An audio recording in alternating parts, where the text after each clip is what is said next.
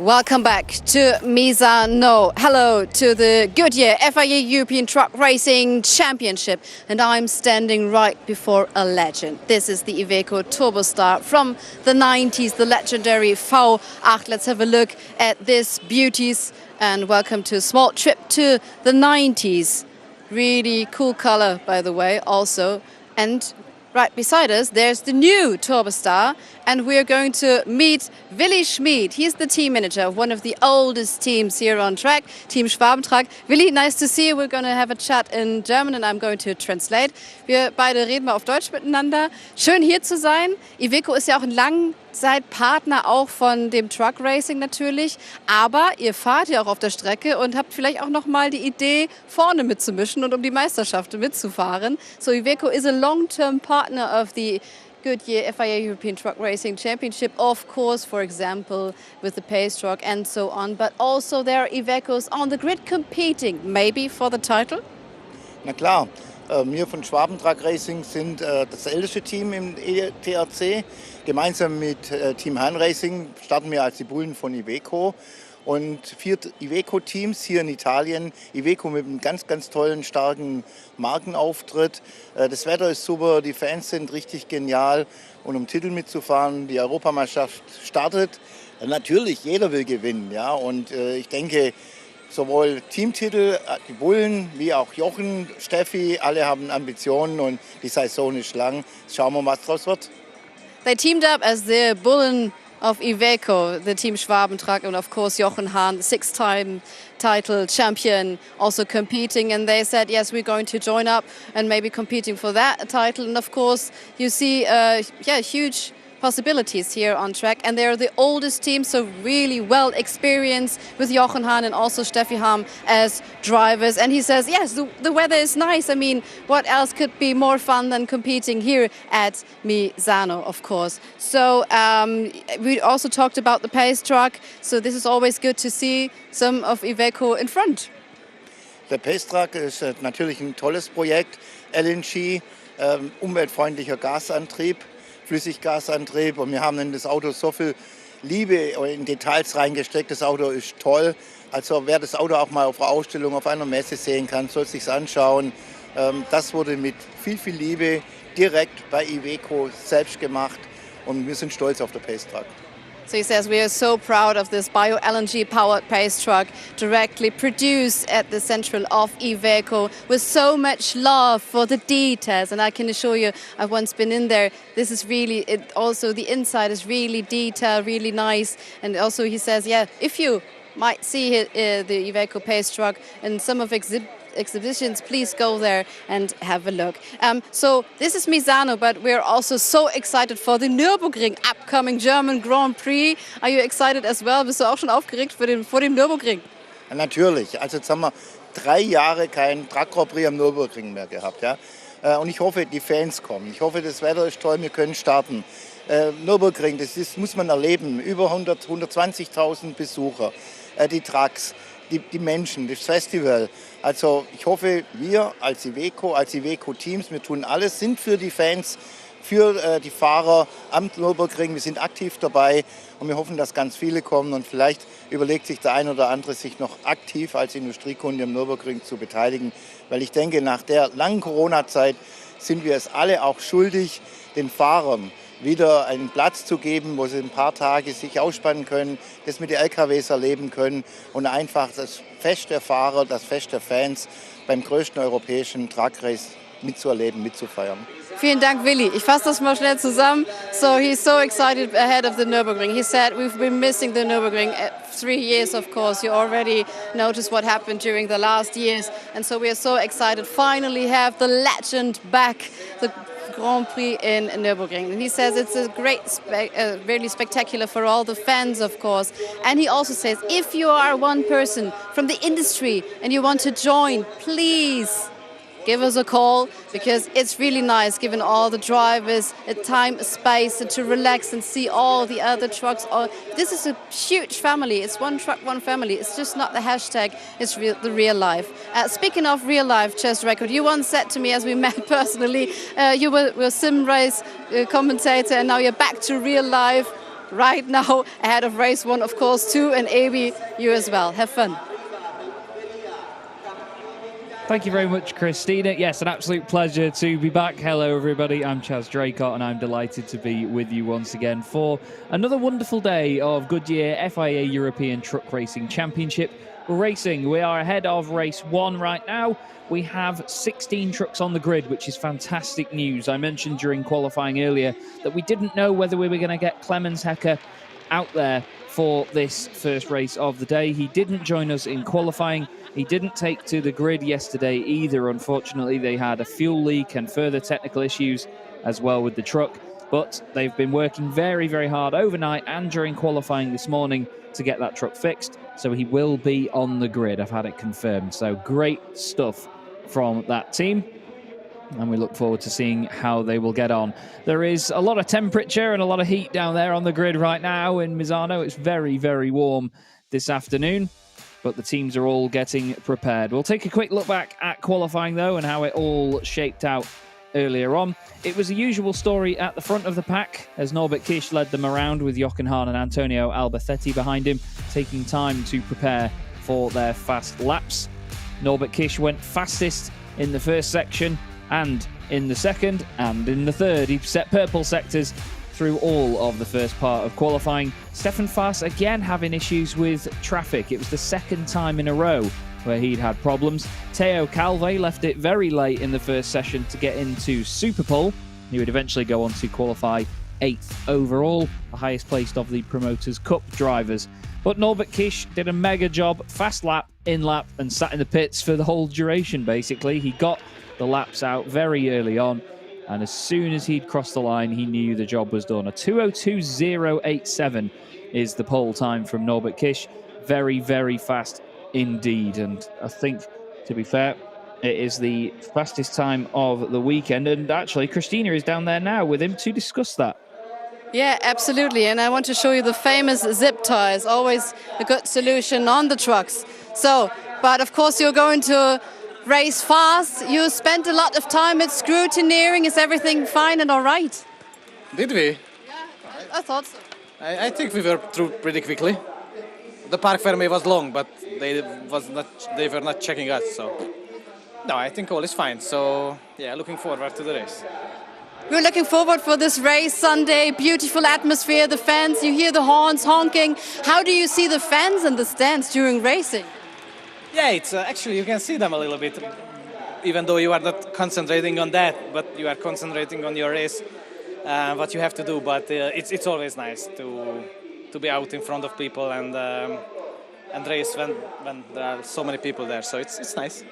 Which day is harder? First day because you're not aware of how the others are competing, or second day because everyone knows the track better right now? Well, it's interesting actually. First day of the season yesterday is always very interesting because that's where you find out that what did each team do, or each driver could develop himself or their track, and what is the new state in the field, you know. So that's always interesting. And yeah, the second day is always a little bit about if you can build upon your experience of Saturday. And yeah, I think this weekend we could, because we improved compared to yesterday. So yeah, I hope to keep it up in the race as well. I mean, you know, always the race is a different thing, and always the start and the first couple of turns and the first laps always very tricky. But yeah, I hope to make it through. Thank you very much. And let's come on, Mike. Just go around quickly to another interview. Let's be spontaneous on track here, since we're ahead of race 1 on Sunday, race 3. Hallo Jochen, hast du kurz Zeit für uns? Ja. Just a second, let's talk to Jochen Hahn there. Where do you see the possibilities to overtake Kish, for example? Is there a possibility in some special turn? Yeah, yesterday in the first race it's no change to overtake, so okay. First of all, start. Second of all, today I must handle my tire performance a little bit better, so maybe in the end. Okay, in the beginning or in the end, we will see. Okay, at the beginning or the end. Thank you very much, Jochen Hahn. Chaz, keep noticing on that. I love Jochen Hahn for that. He just says it how it is. He always just says it how it is. There is no messing about with Jochen Hahn. But we did notice yesterday that towards the end of the race, he did drop off in the latter stages. So it's definitely a tyre performance sort of game right now with these guys. You know, the temperatures are very high this weekend. The tyres come under a lot of degradation as these races go on. They're not short races by any stretch of the imagination.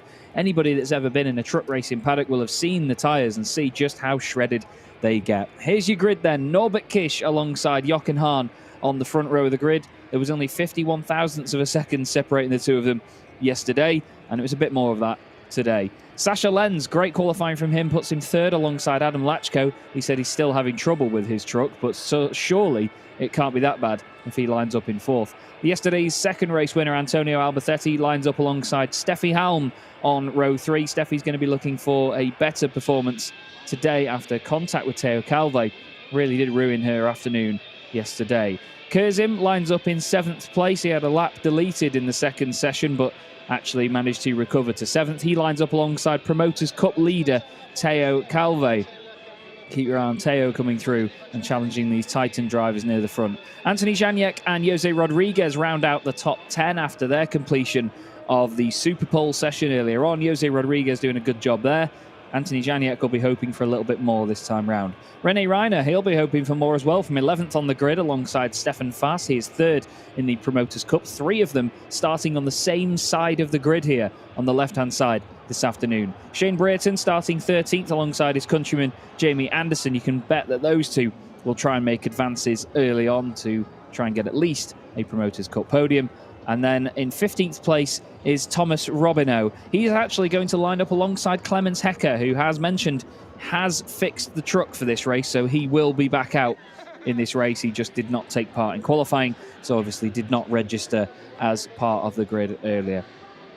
We go back to Christina once again as we get away from one of the grid girls there. Yes, of course. I am here in front of Minna. I want to present you Minna. This is the new truck. This is the name of the new Scania from Clemens Hecker. And as you have mentioned, it was not an easy start for Clemens this weekend. So, of course, we're glad to see you here right now competing in race 1. I know it's been a difficult time for you starting, but we wanted to present the new Minna. What's her about? Yeah, so we are right now here in Misano. We test so many laps in Most, and we have no issues before. And yesterday first the compressor pipe was broken. We fix it, I go back in the grid, and then was the steering pump broken. Put a new steering pump in, so this morning everything was working well, and in the last corner on the way to the free practice, next steering pump was broken. So right now we put the third in and cross fingers. It's just to see the checkered flag, isn't it? Yes, I'm happy when I see it today 2 times. That's good. Also, so he's competing and always want to see the checkered flag, of course, at the end. Thanks you very much, Clemens Hecker, here at the end of the grid. Yeah, it's very, very tough, this championship. You know, all of these trucks, while they are big and sturdy, strong machines, you know, they're very, very tough. Any slight issue or break of a component can cause, well, an issue about the same size as the vehicle. So it can be hard to keep them running in perfect order over an entire race weekend, but great to see that the team have fixed it. And Clemens Hecker, he's taking a bit of a realistic approach to this. You know, he's saying that the truck wasn't quite at its best and he just wants to make sure that he gets to the end. It's still a new vehicle to them that they are developing and working with as this season goes on. And you do get a lot of that over the season. I mean, we've seen before that Jochen Hahn and his team, they sort of struggled with the Iveco to begin with to get it dialed in. He still took 3 race victories last season, and obviously 3 pole positions to go with that as well. So the pace is definitely there, but sometimes it can be those elements like the management of the tyres over the course of a race that can make it difficult. Fans filling the grandstand as ever. Here at Misano, they are staying in the shade where possible, and I can tell you that at Misano that's a very important thing to do. It does get very, very hot, very, very humid, and we go back down to Christina once more for a final interview on the grid. Yes, and if you want to approach Jamie Anderson, don't forget to open the right door. You know it, Chaz, of course. But always a bit fun for us watching the left door and saying, oh no, there's no driver. It's you, Jamie Anderson. Welcome back on the grid here at Misano. What are your goals for this race? My goals is to move forward. We had a bit of a rough start yesterday. Struggled a bit in qualifying. Probably a driver error. You know, I've been out of the seat for quite a while. We haven't had the best winter. So we just got to hope to go forwards. There's not much spaces to go backwards, so the good plan is to go forwards rather than backwards. Sounds like a good plan to me. Thank you very much. Good luck. So we leave the right door. It's back to you, Chaz. Yeah, it's interesting to see actually that the obviously Jamie Anderson's MAN is the only right-hand drive truck on the grid, and I think we discussed it slightly last season that might, in some situations, be a bit of a benefit to him. Obviously, dependent on the circuit and the accuracy at which some of these drivers can get close to some of the penalty markers. If you're going wide out of a corner, such as turn 8 here at Curva Quesia down the hill. The hairpin here has the penalty markers on the right-hand side on the exit. We saw Jamie getting very close to them last time, so maybe it actually helps him be able to sort of judge where they are with a little bit more accuracy. Maybe that can squeeze out the extra couple of thousandths. I'm glad to be joined as well this weekend over on the German stream, at least, by Joachim Eberts, EB as he's known. He's doing a wonderful job as ever. It's great that the championship and the organisers and obviously the production guys behind the scenes can bring us these streams in 3 different languages. There is good old me over here on the UK side of things. We have the German stream as well and the Spanish stream. There is the legend himself, Tony Idden, on the grid as well. He's one of the main officials for the championship. He's an absolute star, a really, really lovely bloke. And I can tell you, he has got so many wonderful stories to tell about his time in motorsport. And he's a really, really cool bloke all round. Great to have our grid girls back with us this weekend as well. Fantastic to always see the camaraderie of the championship continuing to evolve time and time again. We have our Ford F-Max that will lead us away very, very soon. And we have one more encore from Christina. She's back once again. Yes, I'm with Theo Cave. The helmet is off, of course, as long as needed because it's really hot in here in the sun. You're focusing right before the race. What are your final thoughts? Yeah, the race one is starting soon. I start P8, so let's see. The first corner will not be easy. There is big guys in front and behind me, so let's see. You need to concentrate and focus very hard. Is it tougher because it's so hot out here, or is it normal? Yeah, it's more difficult than usual because of the weather. Today is okay. Yesterday was very, very difficult. It was like 30 degrees, something like that. So in the truck, it's minimum 45 degrees. So yeah, but today is better. So let's see. Thank you very much and good luck. So 45 degrees in a truck and then concentrate on the track. Oh boy. Yeah, it's not an easy job these guys have, is it? Not only are they racing 5-ton machinery around this circuit, trying to avoid all the other 5-ton machines on the road, but they have to think about what gear they're in, keeping the boost up in the engine, keeping the brakes cool as well, and then trying to concentrate and do all that while it's 45 degrees at least in the cabin. That is a very, very scary prospect. Really does show you as well, that even drivers in this sort of championship, they are real athletes, these motorsport professionals, and it's always something that's very demanding physically on the drivers. Here is our gorgeous Ford F-Max, as you see there on the back, International Truck of the Year 2019. Wonderful branding on that machine. I was lucky enough to have a ride in that and our wonderful Iveco at the end of last year here at Misano as well, and it's great to have partnerships with Ford and Iveco for this very reason. We get to showcase some of the very finest trucks that you will see on the roads all around the world, and you all know the figures from last year as I continually went through them with the amount of testing, the amount of man hours that went into developing the Ford, and off it goes as well as it sets off to do a sort of reconnaissance lap of the circuit, make sure everything is in working order. There's no debris, no spillages, nothing that could upset the racing here this afternoon. Of course, this is the first of 2 races going on today. Just about to get underway for race 3 of the weekend. Race 4 will come to you local time from just after 3 o'clock. We're going to be going live at about 10 to 3. The race should get underway at about 5 past 3 local time. You can see, though, while this is a reconnaissance lap, it's not a slow one this afternoon. I believe it's Ralph that's driving the Ford again this afternoon. I'll just check from yesterday when I got some notes sent through to me. I think it's Frank that drives the Iveco. And, of course, we have Ralph driving the Ford. And it is, yes, it is Ralph driving the Ford. I've just seen it confirmed. So thank you once again to Barbara, who continues to keep me afloat with all of the information that I get provided throughout a weekend. There's so many people working on so many different aspects to this. And, of course, it's worth giving a mention to Smart Witness as well. Smart Witness bring all of the onboard cameras to the championship, which get used for so many reasons. You know, they really help out a lot of different people in many different ways in the FIA ETRC paddock and the ETRA. They get used for judicial witness, essentially, when it comes to figuring out what's happened in an incident, getting an onboard angle of what all the drivers have done and how they've gone about maybe trying to avoid an incident or at least making little mistakes that cause an incident. It just gives us that extra view from inside the cab and helps everyone keep on top of all the information. And it also gives us a fantastic view here on the broadcast as well. We can get up close and personal with these trucks from many an angle and see just how close they are racing together. Here is our Bio LNG-powered Iveco S-Way pace truck, another glorious machine. You see there the humongous LNG tanks down the side of it as well. Really, really high-tech piece of equipment is this Iveco. And it is, again, a wonderful, wonderful machine.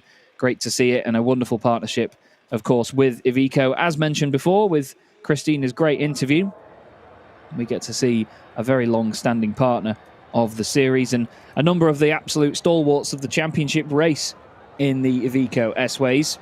In this series, you have Jochen Hahn in the number 4. We also have Andre Kurzim in the number 11, Steffi Halm, truck 44, and René Reiner in the number 77 as well.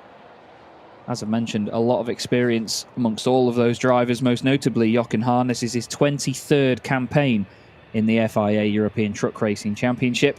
It'll be great to see his son Lucas back for a number of rounds this season as well. Lucas was with us for a couple of the race meetings in 2021, and most notably, he did a fantastic job here at Misano. He joined us at Most as well, where he scored 2 top 10 finishes, and he finished in the top 10 on all 4 occasions here at Misano last year. His best result was a 4th place outright in the 3rd race of the weekend, and we really look forward to having him back with us. He is there at Misano this weekend. I think we saw him on the cameras just yesterday afternoon. He's one of the broadest blokes I've ever met. He's he's built like an absolute shed, is Lucas Hahn, but he's such a lovely guy.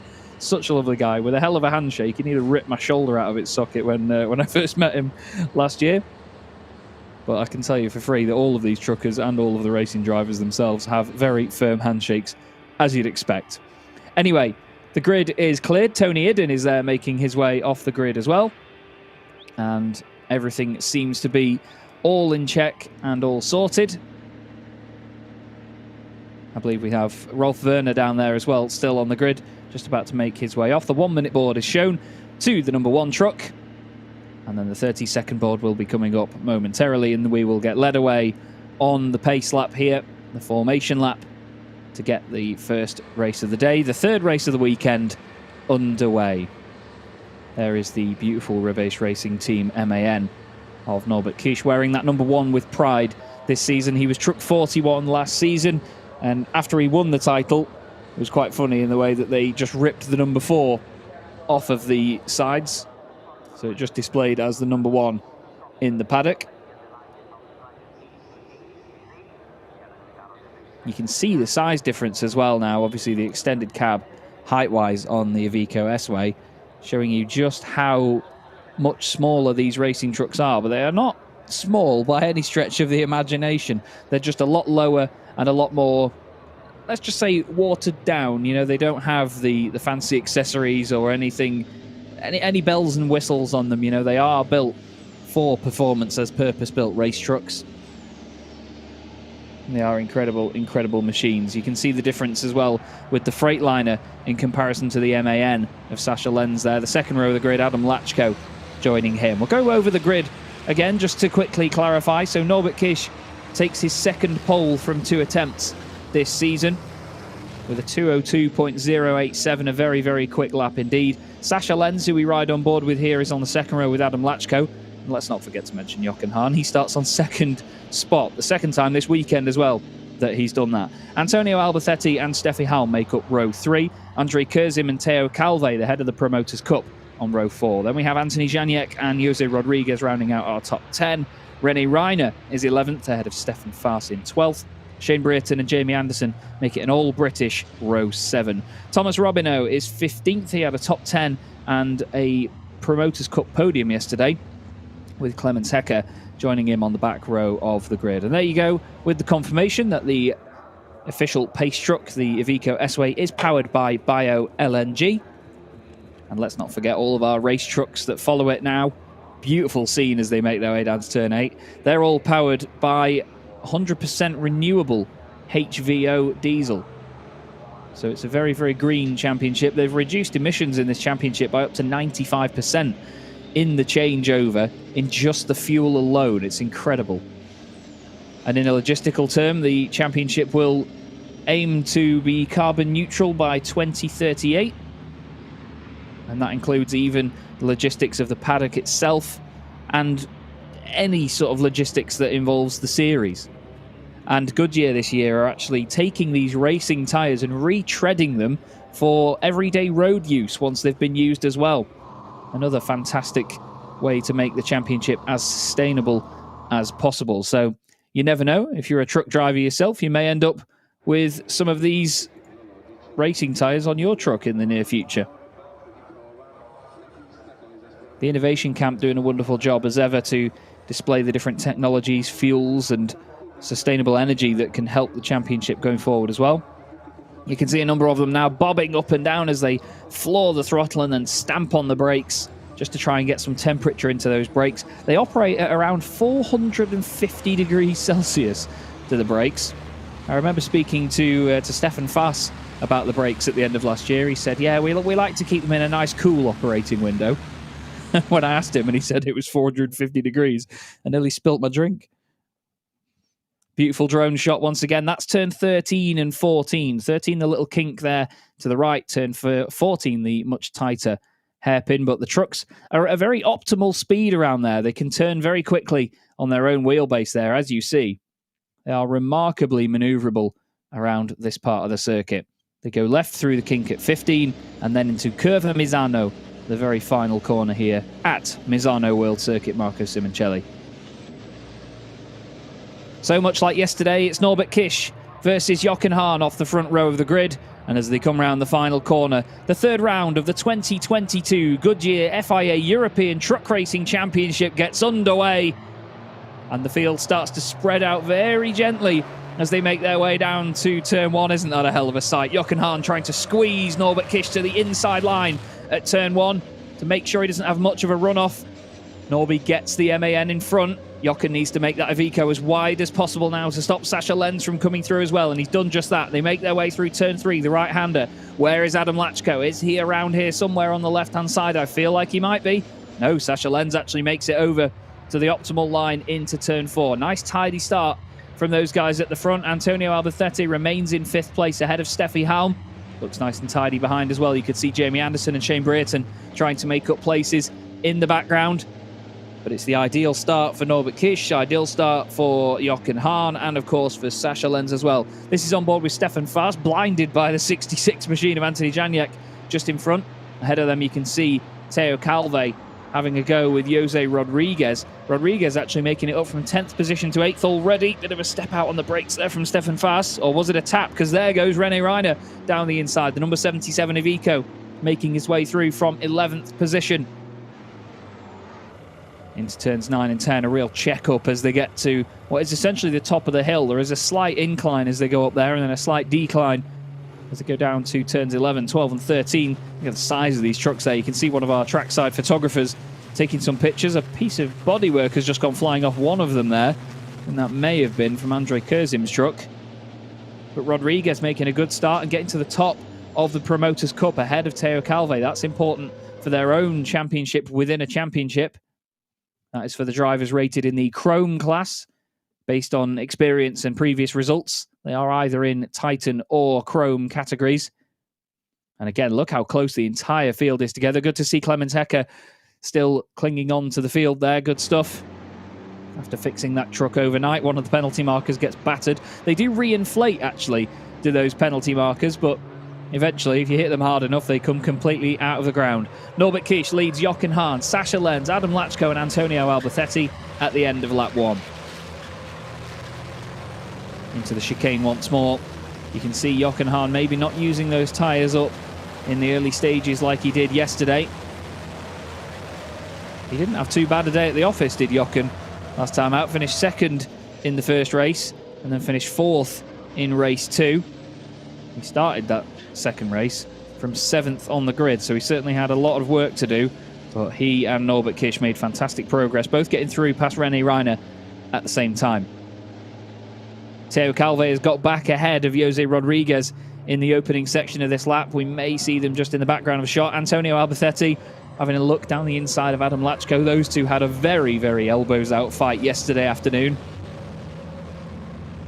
And we hope that if we get more battling from them today, then we'll have hopefully a nice cleaner fight between the two. Speaking of clean fights, though, that's definitely not one of them. Stefan Fast battering the penalty markers there on the exit of turn 8. And there's Jamie Anderson on the left-hand side. René Reiner and Anthony Janiak swapping round just in front as well. René getting past the number 66 machine. Jamie's around here somewhere, side by side with Stefan Fast. Jamie kicking up the dust as he gets pushed out wide. And here comes Shane Brereton piling through on the right-hand side, the reigning Promoters Cup champion, trying to take advantage of whatever battles happen in front of him. Stefan Fast losing a little bit to the trucks ahead, but still very, very close in this opening stage. We're on the second lap of this 12-lap encounter here at Misano. Oh, Jamie Anderson throws it up the inside and he's hit Shane Brereton and he's turned him around. Big avoidance needed by Thomas Robineau. Goes off the circuit and off again around the penalty markers. I said yesterday, you can't get done for hitting them if you drive around them.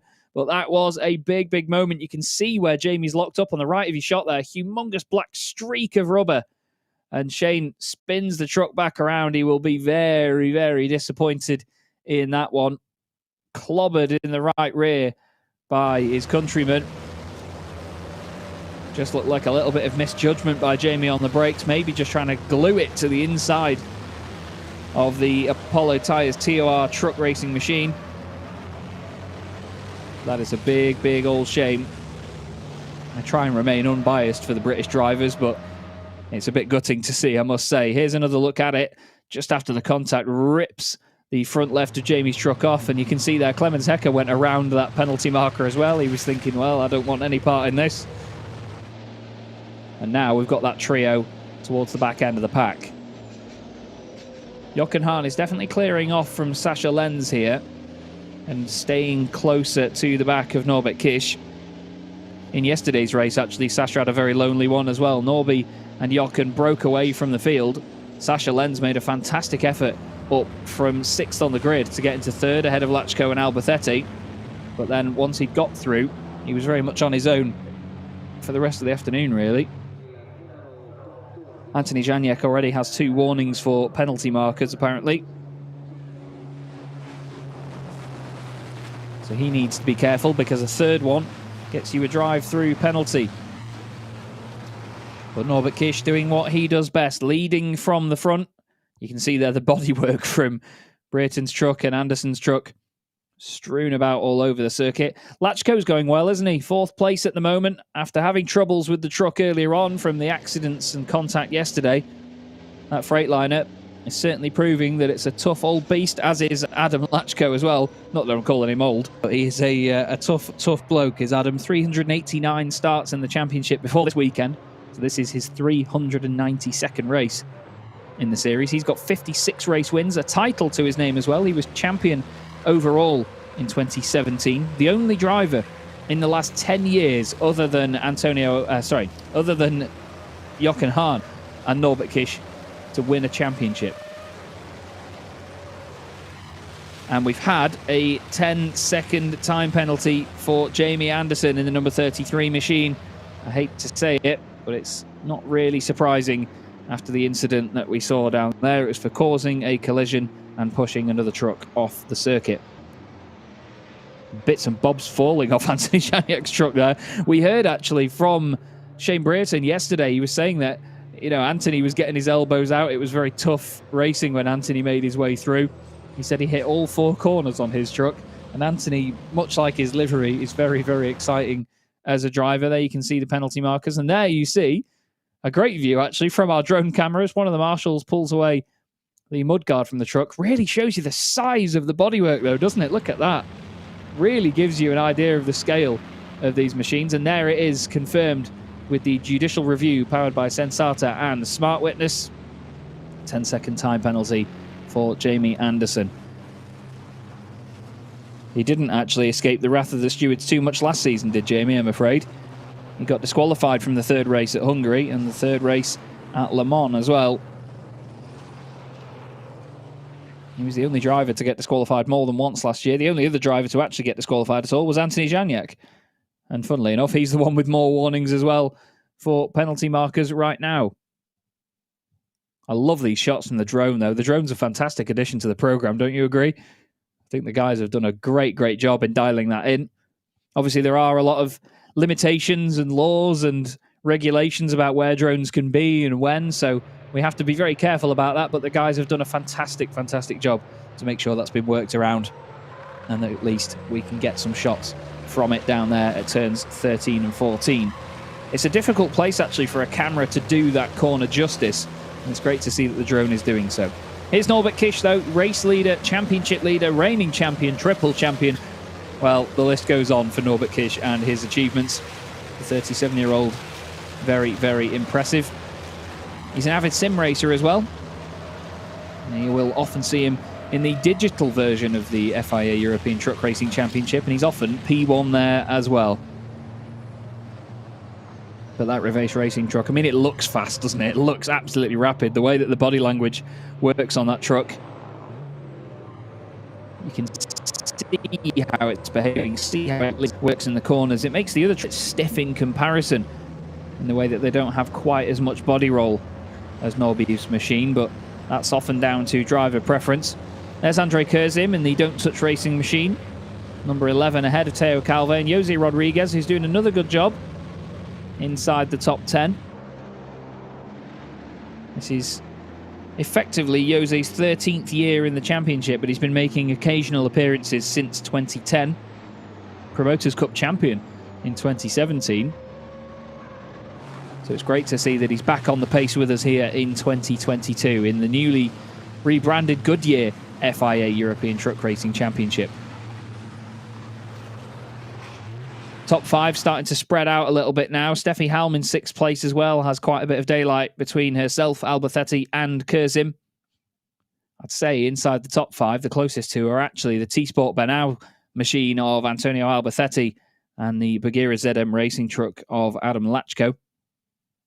Janiak still right behind Rene Reiner as well. They've got Stefan Fast just behind. There's one of our poor penalty markers, which has been absolutely annihilated by one of the trucks at least. But you will see that they do start to stand up once again. There's an old song about getting knocked down and getting back up again, which I think is very, very appropriate for these wonderful penalty markers that do such a good job of notifying us of track limits and where they are. Janiak has got ahead of Reiner. They were 0.08 of a second separate across the line. But the bright yellow machine has got ahead of the blue and green 77 Iveco. That's Lion Truck Racing overtaking Reiner Racing. Frenchman overtaking German. Both of them have multiple wins in the championship overall as well. Janiak has 5 to his name. Rene Reiner has 13. Rene Reiner a bit more substantial in terms of the podiums. He has 41 from his time in the championship. 280 starts to the 377 of Anthony Janiak. There's a reminder for you that all of these trucks, while they are racing machines, they are still powered by 100% renewable HVO diesel. So it's nice, clean racing fun. And now that battle between Janiak and Reiner, now they swap places, has become a bit of a trio. Rene Reiner has a massive body panel hanging off that truck on the front right. Excuse me. We saw yesterday, actually, that he was not too keen on giving much room to the likes of Norbert Kish or Adam Lachko. He effectively was the reason that Adam was out of the race yesterday afternoon, as Stefan Fast pokes his nose down the inside, has a little bit of a look. But Rene was very abrupt in his defence and very aggressive in his defence of the race lead from Adam Lachko, moving over to the right to try and close off the racing line into turn 4 once they'd exited turn 3, which is a long, fast right-hander out of the first chicane. And I think maybe Rene is taking the same approach here this afternoon. And the number 25, which is Clemens Hecker, is under investigation because it's the 3rd time he's hit a penalty marker. So they'll be checking it out to see if he's gained any real time from that or gained any sort of advantage. And I'm told, actually, that he's going to get a drive-through penalty. That's a real shame. Welcome back to the grid, Clemens. But these things happen. This is motorsport. You can't be taking the mick with track limits. You can't be pushing too hard and gaining advantages where others are not. So it's a drive-through penalty for number 25. That goes in hand with the 10-second penalty for Jamie Anderson, which we saw handed out a little bit earlier. Anthony Janiak, though, remains ahead of Reiner and, of course, Stefan Faas. Antonio Albacetti still behind Adam Lachko as well.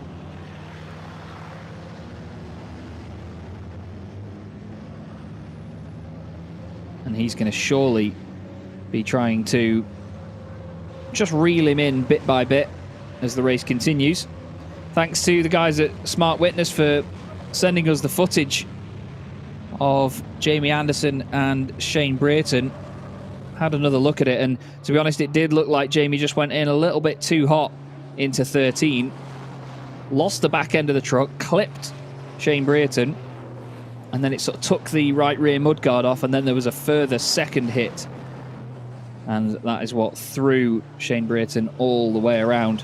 A real shame as well, because the two were hoping to make substantial progress after qualifying much further down than we would have expected. Jamie did say himself, though, in the interview with Christina earlier, they'd been struggling with the pace of the truck, and they had a very tough winter. So we get into the second half of the race now. This is the 7th lap. We've completed 6. Cameraman clearly agreeing with something I've said there. Norbert Kish leads the way, 3.4 seconds clear of Jochen Hahn. It's a very Norbert Kish-like performance, isn't it, this one? Once again, driving away from the front, putting in fastest lap after fastest lap. It's a 2:03.019, which is the best lap of the race, and that is by Norbert Kish. He did a 2:03.6 last time round, so he's not very far off that time still now, actually. Jochen Hahn second, Sascha Lenz third, then it's Lachko, Albacetti, Halman, then this battle for P7, André Curzim and Théo Calvé. Théo, a real French superstar, double reigning French truck racing champion. He's actually been racing with Thomas Robineau in that championship. Thomas, in the last couple of years, has been in the top 3 in the standings at the end of each championship over in France, so he's certainly got pace to bring here to the FIA ETRC. Théo is currently leading the Promoters' Cup in this race as well for the Chrome-rated drivers. He won it yesterday in the first race. He had a penalty of 5 seconds, though, for causing the collision with Steffi Halm and was demoted to 3rd yesterday behind Shane Brayton and Stefan Faas. But it looks like he's going to start his day as he started yesterday with a Promoters' Cup win. Should anything not change that, I guess. More fans waving away to our beautiful drone with the fantastic views of all of the spectators and the grandstands here. It does make such a difference, not just to us in the actual series or the drivers as well and the teams, but everybody can just, you can feed off the vibe that you get by having all of these spectators, all of these fans at the circuit. The European Truck Racing Championship is growing and growing in popularity, and hopefully our live broadcasting helps that as well. Throughout the season, we've had wonderful figures and wonderful viewer figures throughout all of our broadcasts, and even our episodes of Truck Talk as well, talking about the more technical behind-the-scenes episodes and all of the details that goes into this racing series. If you haven't seen any of them, please do check it out on the YouTube channel. There is a lot that you can learn from all of the chats that we have there. And there's a lot that these drivers can learn by looking at Norbert Kish at the moment, because that truck just looks so planted. Even though the cab moves around, it just always seems like the floor of the truck itself All four corners just look so planted and so well dug into the ground. Norby certainly has a way with making this truck work throughout the entire race. He's still in the 203s right now. He's the only driver that is lapping in the 203s. Jochen Hahn did a 204.2 last time round, 204.5 for Lenz, 204.9 for Lachko, and a 205.0 for Alberthetti. So he's at least 1.1 seconds a lap quicker than 5th place at the moment, is Norbert Kisch. Penalty marker there, looking a little bit second hand.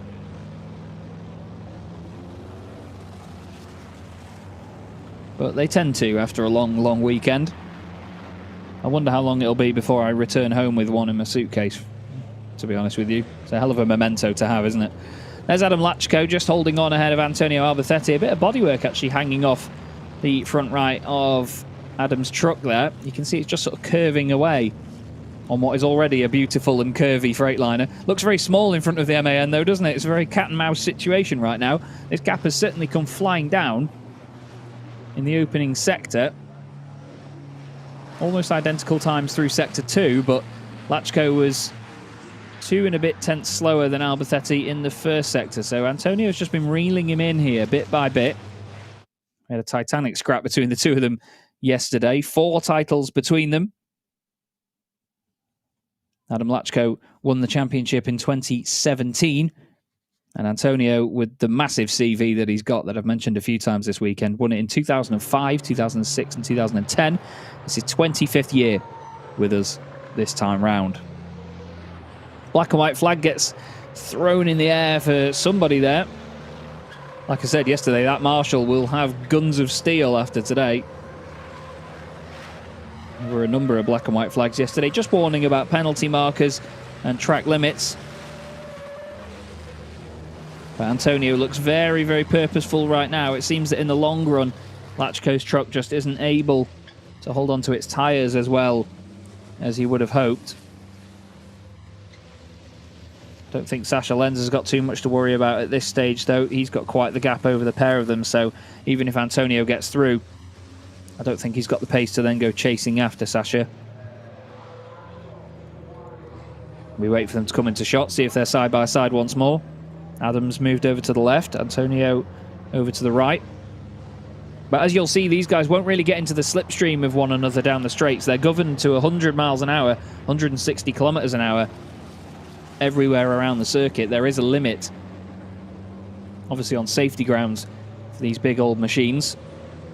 So sitting in the slipstream with the truck behind you not only poses the risk of overspeeding, but also overheating the truck. And well, Lachko's overheated himself there, locks up into turn 10, makes it very easy for Antonio Alberthetti to get through, but he's got the exit though because of that wider line. Antonio feels the need to come over to the right. Adams all over the back of him, nearly onto the grass there. And then what was I saying about not sitting in the slipstream? Well, Adam moves over to the left, and he now moves over to the right. But look how suddenly they've caught Sascha Lenz. Sascha's absolutely going backwards in this sector, and Antonio dives down the inside. They fly out of view. But all of a sudden, Sascha Lenz has lost a bucket load of time. He lost a good 6 seconds, 7 seconds actually, in the middle sector there. Alberthetti didn't make the move work, but he did get ahead of Adam Lachko, and he has managed to stay there.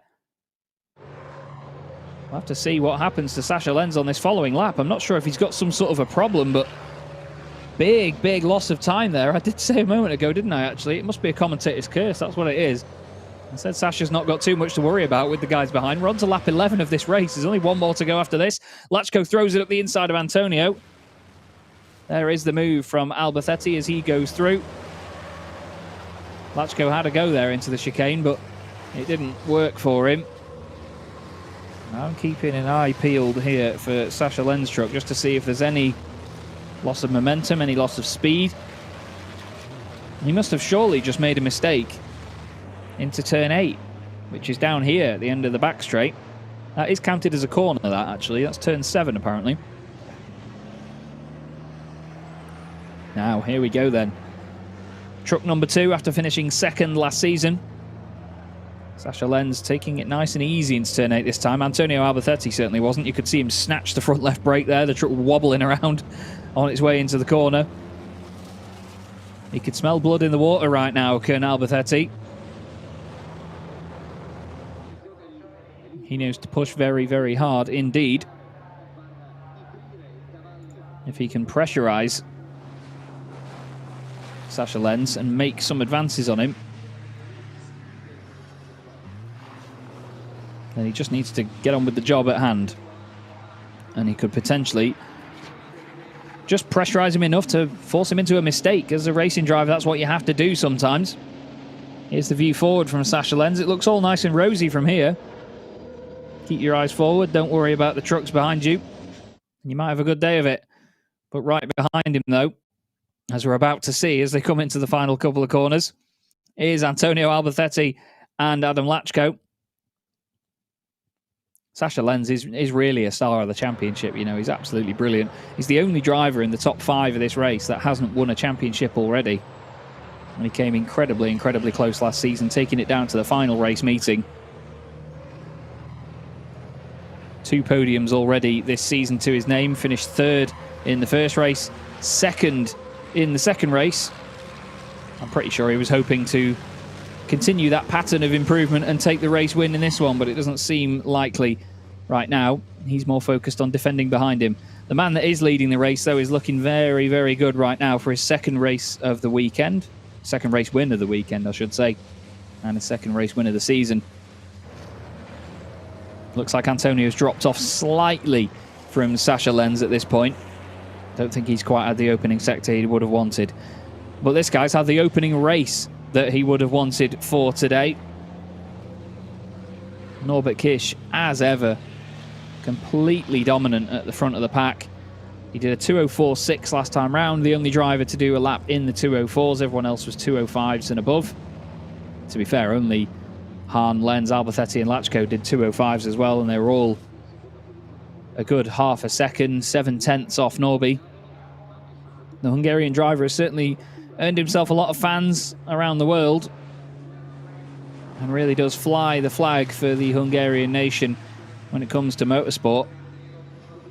He's raced in a lot of different things as well. He was Clio Cup Hungary champion in 2006, Seat Leon Cup champion in 2007 and 2008. In 2015, when he won the championship, he won 19 races. And look at this, he's showboating already for the fans. He's kicking the back end out and doing some drifting. You have to love Norbert Kish. What an absolute superstar.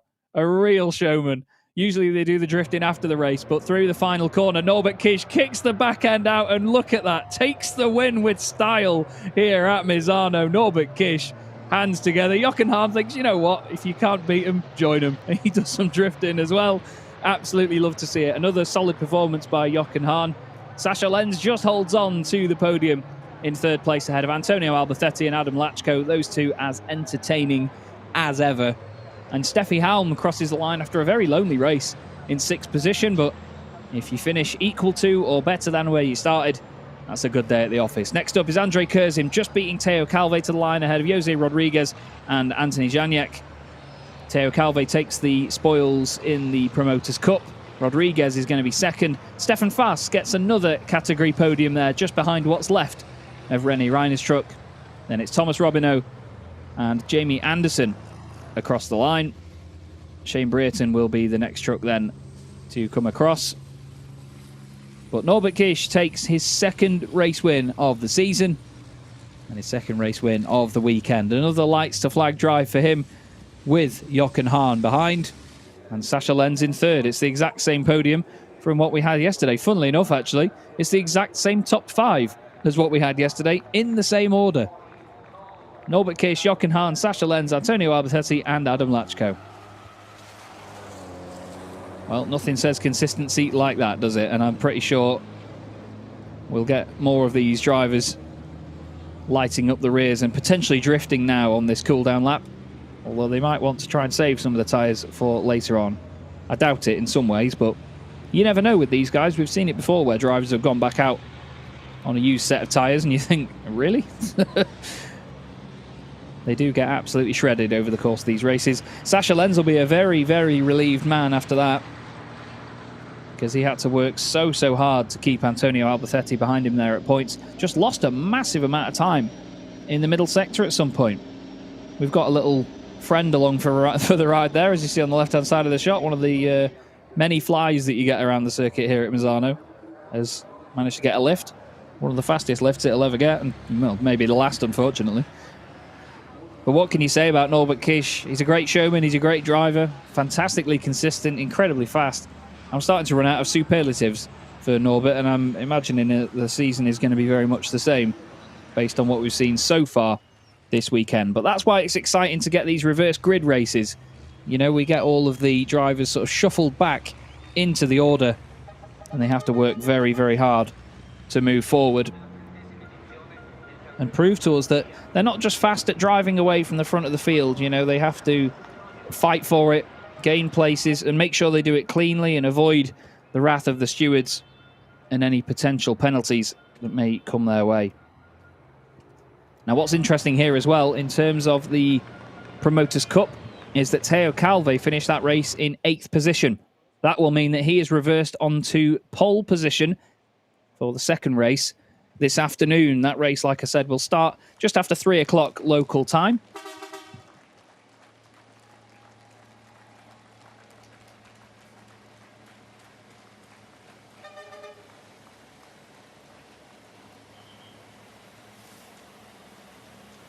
And it's not going to be long until we actually get that underway, to be honest with you. Only about 40 minutes between the two shows. The drivers and the teams have a very, very quick turnaround indeed. But there you go. Your top three make their way into the pit lane. The fans and the crowd cheer for all of their favourite drivers. There's Shane Brereton coming in. He'll be very disappointed, I imagine. And at least he won't need to try and translate to speak to Jamie Anderson. Stefan Faas makes his way into the pit lane after a very, very good drive up into 12th position. He takes a class podium with that result. But stepping out, and I'm sure a very, very happy man indeed, is Norbert Kish. Sasha Lenz there in the distinctive Dayglow yellow helmet to congratulate him. A very, very well done indeed to the two guys that fought for the championship all through last year. A quick bow there to his team for Norbert Kish, and handshakes all round.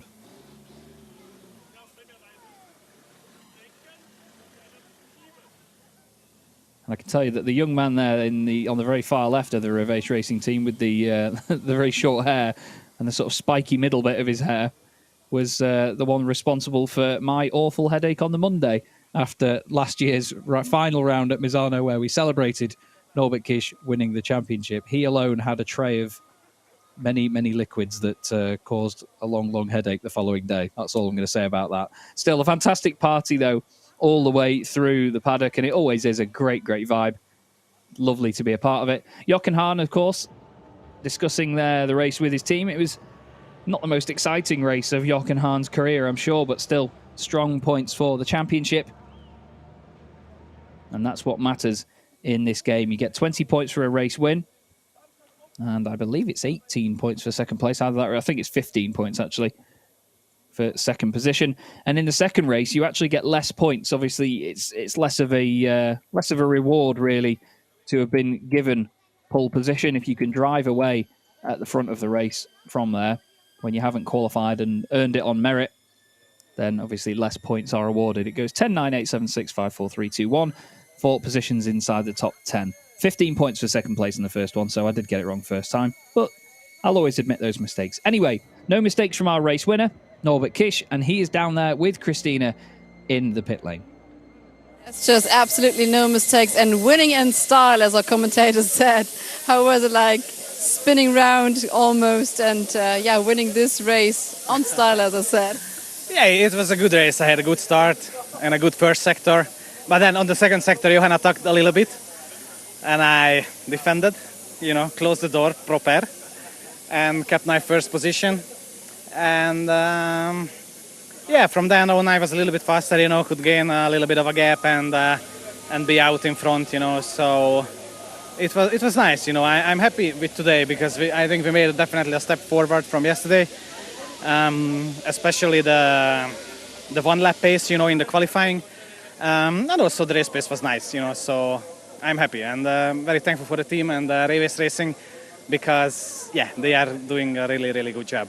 And I saw the other teams doing the congratulations as well. This is a huge family here, truck racing. So how was it then driving at first? I mean, you've got the view off by yourself and trying to stay focused until the rest of the race.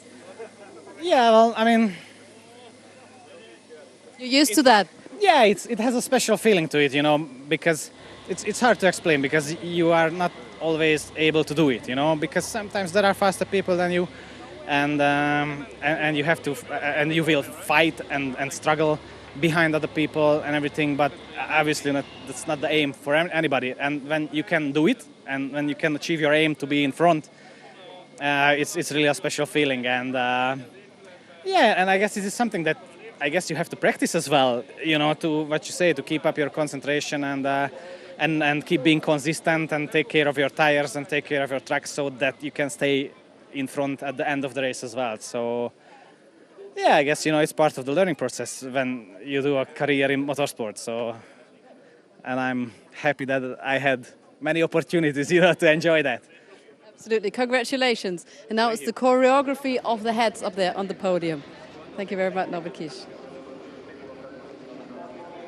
It must be quite scary as a racing driver, especially one in this championship, to hear an interview like that and know that Norbert Kish considers this a step forward from yesterday. I mean, the pace that this guy already has.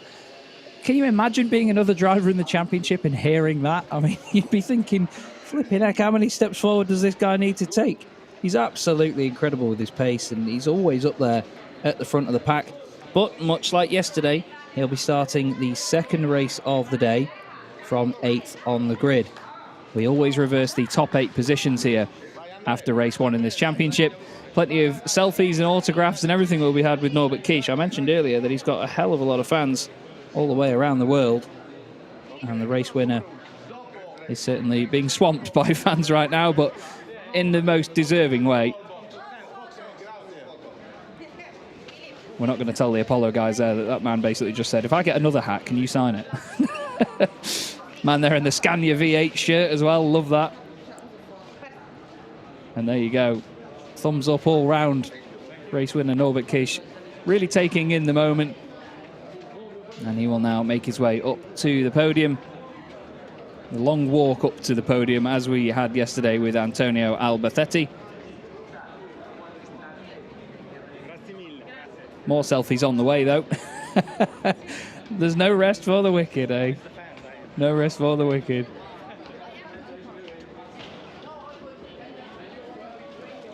And again, much like I said yesterday, the fact that these guys have... Oh, isn't he gentleman? You have such a difficult race in such hot temperatures, and then you have to walk up all these stairs and get to a podium. They don't give these guys a single break, do they? But still, it's part of the entire spectacle here in motorsport. And of course, the circus continues to move on. Not quite moving on yet, though, because we have one more race coming up later on today. And I say later, well, it's not much later, to be honest with you. This show here will end at about 2:10 local time, or that's when our stream will sort of end. And then the next one starts just before 3 o'clock local time. So like I've said, only about 40 minutes to an hour, really, between the races for the drivers. Jochen Hahn looking cool as ever, isn't he? He's such a cool character. Sascha Lenz there with him. Stefan Faas.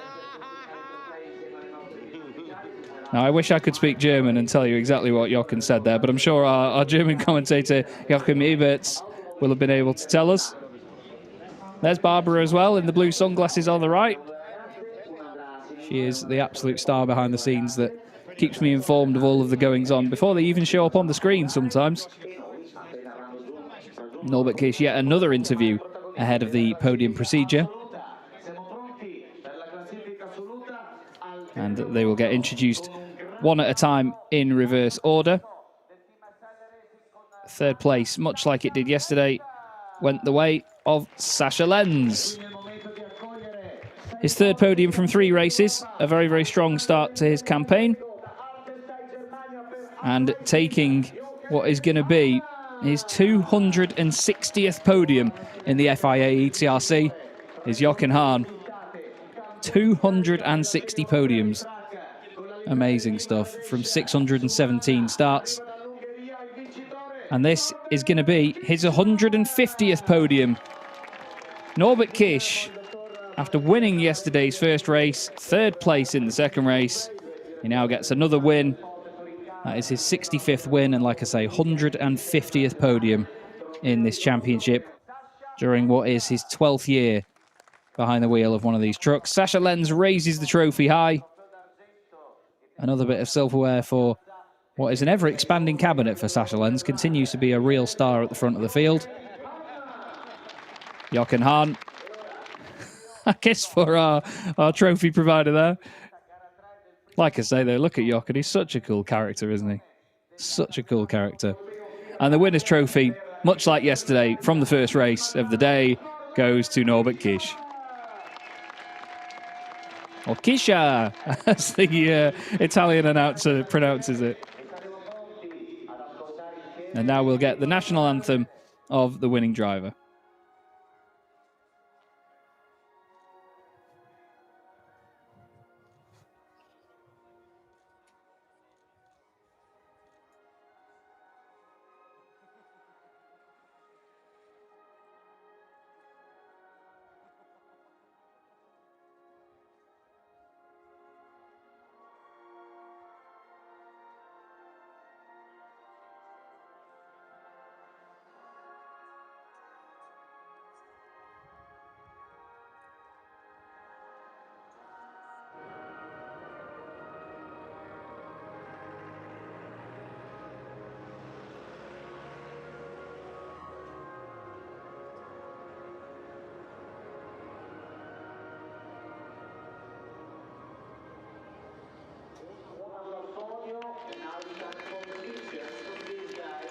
And there we go. The champagne bottles will be sprayed momentarily, but of course not on each other because they don't have long at all to dry out the overalls again before the final race of the weekend. They will all pose for some pictures. Then they will, as Christina said, choreograph the changing of the hats.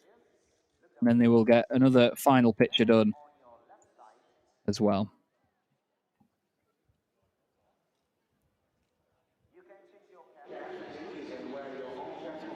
It is literally like a sort of, what would you say, a tradition to change the hats on the podium and then pose for more pictures in the latter stages of this procedure. Getting very friendly up there, to say the least. But there's great camaraderie between all of these drivers. They really do get on well. Sascha Lenz was very quick on the draw there, wasn't he? Wow. That was very quick to the draw. I think he'd already taken the cork out of that bottle. That was incredible. Well, he better hope he's that fast in the race this afternoon because he is going to be starting 6th on the grid for the second encounter. And the guys really enjoy themselves once more up there on the top 3 steps. And in just a second, we will get another podium, of course, for our Promoters' Cup, the chrome-rated drivers. It's going to be another impressive victory there for Theo Calvé, the French star, continuing to impress me and just about everybody else in the paddock as more champagne sprayed on innocent bystanders, effectively. Then again, nobody can escape.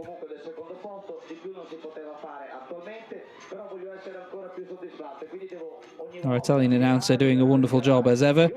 I believe it's the same guy that I usually see at Misano. He's a fantastic, fantastic announcer. I may not understand everything he says, but the energy in which he brings with it is absolutely phenomenal. As you can imagine as well, I mean, the Italian flamboyance is very, very much there. I like his hat, I have to say.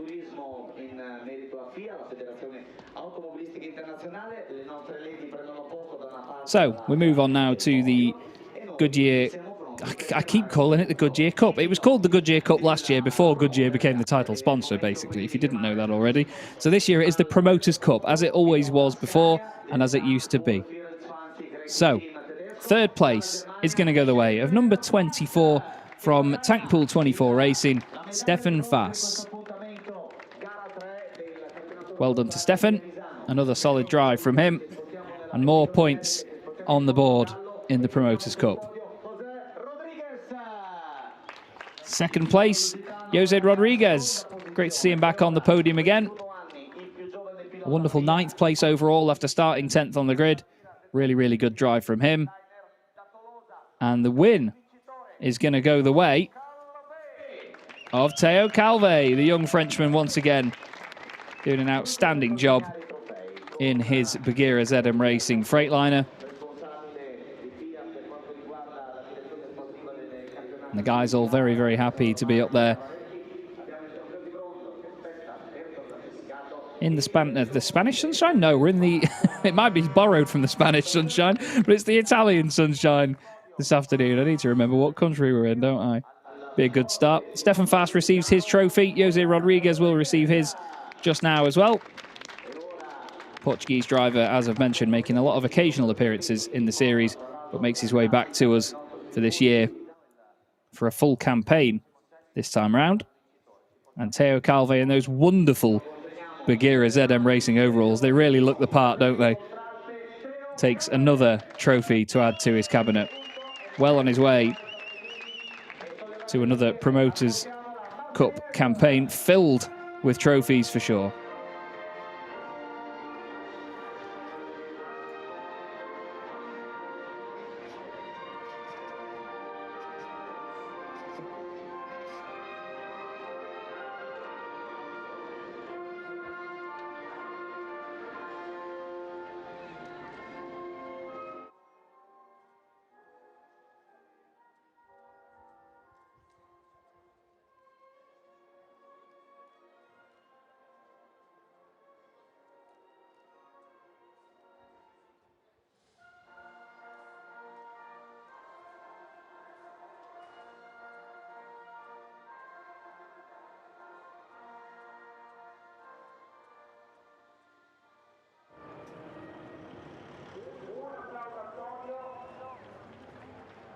And there you go then, the French national anthem sounding out for Théo Calvé after a very well-deserved race win. Or at least a race win in the category, I must say. The guys all pose for photos. And then to the left-hand side, and then they'll change the hats, the usual procedure.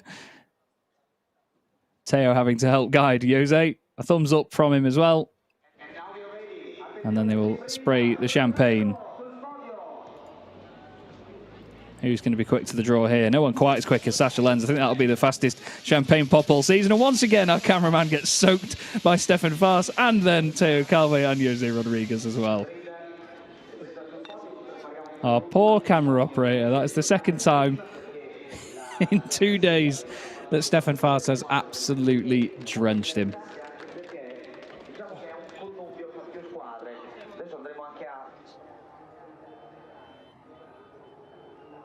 Well, fantastic action once again. I don't even know where to start. But great entertainment once again from the Goodyear FIA European Truck Racing Championship. That rounds out the Race 3 coverage of the day. We'll take a quick look at the final results, though, before we go back down to Christina for some final words. Norbert Kish takes the win. Jochen Hahn finishing in second, 4.6 seconds back. Sasha Lenz only just holding on ahead of Antonio Albacete and Adam Lachko. As mentioned, same top 5 as yesterday. Steffi Helm finishes 6th ahead of Andrei Kurzim in 7th. He held off Théo Calvé by just about half a second at the end. Jose Rodriguez 2nd in the Promoters' Cup, and Anthony Janiak rounds out your top 10. 11th place went the way of René Reiner, 33 seconds back, just ahead of Stefan Fast. Thomas Robineau finishes 13th. Jamie Anderson and Shane Brereton will definitely be looking forward for a better result from the final race of the weekend, with Clemens Hecker in number 25, finishes 16th after his drive-through penalty. We'll have a quick look back, though, at how it all unfolded. Beautiful scenes once again this morning in Misano. The sunshine making sure everybody's having a hot old time of it. Norbert Kish made a tidy start, though, got away from Jochen Hahn in the opening stages, and then the battles begun behind. The markers went flying, and René Reiner and Anthony Janiak started what would be a fantastic scrap over multiple laps. The three of them glued together with Stefan Fast involved. Jamie Anderson and Shane Brereton, though, going head-to-head in the British battle. Body parts were recovered, and Antonio Albacete made sure that places were recovered as well. But ultimately, Norbert Kish would take another stylish victory with some beautiful in-tandem drifting, effectively, with Jochen Hahn. And then third place going the way of Sascha Lenz once more.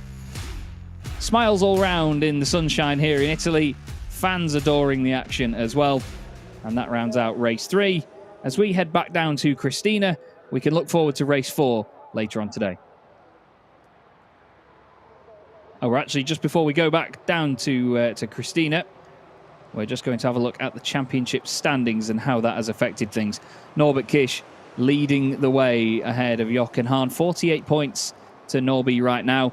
Jochen Hahn on 37, 4 points clear of Sascha Lenz. Antonio Alberthetti up there, but then quite the gap back to Adam Lachko, who's only just ahead of Steffi Halm. René Reiner, Theo Calve, Andrei Kurzim and Anthony Janiek round out your top 10. That is the overall standings in the championship based on overall race positions. Still scoring points, though, are Shane Brereton on 4 points, Jose Rodriguez on 2, and then Stefan Fast and Thomas Robineau with 1 point apiece. You can see in the background as well some of our Innovation Camps trucks moving out, and one of the real innovations of the championship here with Christina, which is Theo Calve.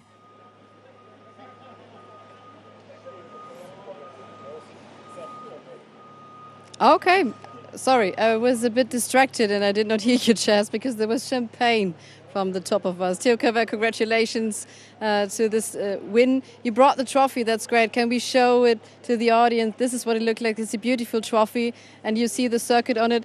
So which was the difficult part on the circuit? Well, there is a lot of part difficult here. No, but it's overall it's a nice track. I really like it. It's quite difficult for our truck, but yeah, like you say, the trophy is really nice. Even when there is the first place, so it's really good. I'm happy. I did, I think, a good job this race. I had the pace, I had everything. I finished 8th, so it's not bad for the next one. Yeah, absolutely. So you started from pole position then, if it's not anything, because sometimes race directions saw something different, but we don't guess that would be the case. So reverse grid then, leading the pack, how is it going to be? It will be hard, I tell you, but yeah, I will try my best to stay in front, and I think the big ones will come back really fast. So yeah, I will have to push as much as I can to stay in the first row, we can say. The funny thing about the Promoters' Cup is that you see the podium 1, 2, 3, but it could be completely different because they're competing with the Titans. So, do you notice where the other drivers from your category are, or is it just the one in front of you that you're attacking? I mean, do you think about it during the race? No, honestly, no. We think on a lot of things, the position you are for the next race, everything like this, and when you have warnings. So I think I was able to overtake Andrei Kurzim, for example, but I didn't because I got 2 warnings, and if I take one more, it's drive-through, you have a lot of things to think, and behind you have also some guys who are attacking you, so yeah, it's not easy, but the race is like this. Thank you very much, Theo Calve. Enjoy. We see you in the next race with the reverse grid. And yes, Theo Calve, he says he's always learning, of course. There are lots of penalties taken. And you want to take an interview as well? No? Yes? Maybe? Okay, so. You wanted to say something. That is? What? Wie lief's denn? Was möchtest du sagen? Ja du, eigentlich lief es ja ganz gut. Wir hatten ein super Rennen gefahren, oder? Bis auf die letzten 3 Runden, da hat man kein Kupplungspedal mehr, aber ja, das ist abgebrochen und dann konnte ich nicht mehr die Gänge von 7 und 8 schalten und dann musste ich die ganze Zeit irgendwie den Zylinder mit dem Fuß runterdrücken, damit ich den Gang reingekriegt habe. War sehr, ja, aber war trotzdem gut. Okay, so the rear steering broke during laps 7 and 8, he said, and so it was quite difficult for him. So he had to push really. What did you push? How is it called in English? I don't know. Cylinder, I don't know. Cylinder, yeah. I So, think so. yeah. Okay, thanks for the inside perspective. Good luck for the following race then. So they're trying to sneak into your interviews, and they're quite good at that, I must admit. Chaz and Ebi. Yeah, thank you very much, Christina. Great entertainment as ever, I should say. Fans absolutely loving it here at the circuit, and I'm absolutely loving it as well. There's such wonderful camaraderie. Great to hear from Teo Calvé as well there on the sort of mental aspect that goes into the racing here. And it's a very, very good question, actually, about noticing where your competitors are on the circuit in your own class. But that is all from me this morning. Well, I'll say this afternoon, actually, as it's now 1 p.m. UK time, 2 p.m. Italian time. But I'll be back with you very, very soon for the fourth and final race of the weekend. But for now, it's time for Christina to give us some final words.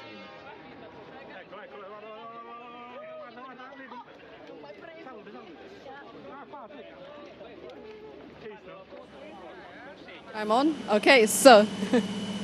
Yeah, he just showed me that it was really broken. You can see that. So really smashed rear gear here right now. So good job then. Good job from everyone from the team here. You know, they're preparing right now for race 4.